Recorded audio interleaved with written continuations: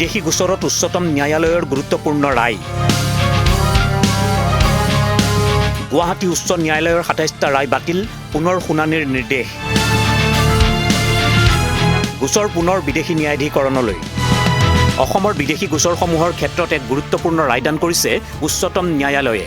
গুৱাহাটী উচ্চ ন্যায়ালয়ৰ ২৭টা ৰায় বাতিল কৰি সংশ্লিষ্ট গোচৰসমূহ পুনৰ নতুনকৈ শুনানিৰ বাবে বিদেশী ন্যায়াধীকৰণলৈ প্ৰেৰণ কৰিছে শীৰ্ষ আদালতে।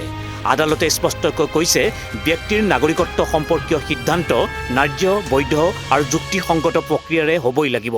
ন্যায়াধীশ বিক্ৰম নাথ আৰু সন্দীপ মেহতাৰ বিচাৰপীঠে এই ৰায়দানত কয় যে নাগৰিকত্ব আৰু বিদেশী মৰ্যাদা কেৱল আইনী বিষয় নহয়, ই এক উচ্চ সাংবিধানিক তাৎপৰ্য বহন কৰা প্ৰশ্ন।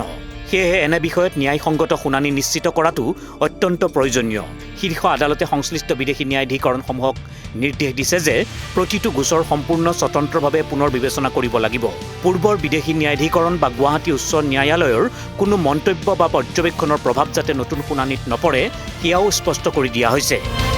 এই গোচৰসমূহত আবেদনকাৰীসকলক বিদেশী বুলি ঘোষণা কৰিছিল বিদেশী ন্যায়াধীকৰণে। পিছত গুৱাহাটী উচ্চ ন্যায়ালয়েও সেই আদেশ বাহাল ৰাখিছিল।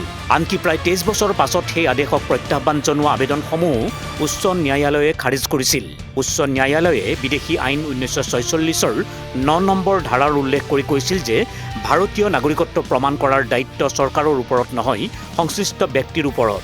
কিন্তু উচ্চতম ন্যায়ালয়ে এতিয়া স্পষ্ট কৰিছে যে আইনী বোজা থাকিলেও ন্যায়সংগত শুনানি আৰু বৈধ প্ৰক্ৰিয়া নিশ্চিত কৰাটো সমানে জৰুৰী। উচ্চতম ন্যায়ালয়ৰ এই ৰায়ে অসমৰ বিদেশী গোচৰসমূহৰ শুনানিৰ ক্ষেত্ৰত এক নতুন দিশ উন্মোচন কৰিলে। আইনৰ শাসন অক্ষুণ্ণ ৰাখি ন্যায্য শুনানি নিশ্চিত কৰাটোৱেই যে ন্যায় বিচাৰৰ মূল ভিত্তি, এই ৰায়ে পুনৰ সেই বাৰ্তা স্পষ্ট কৰিলে। Bureau' report, headline 8।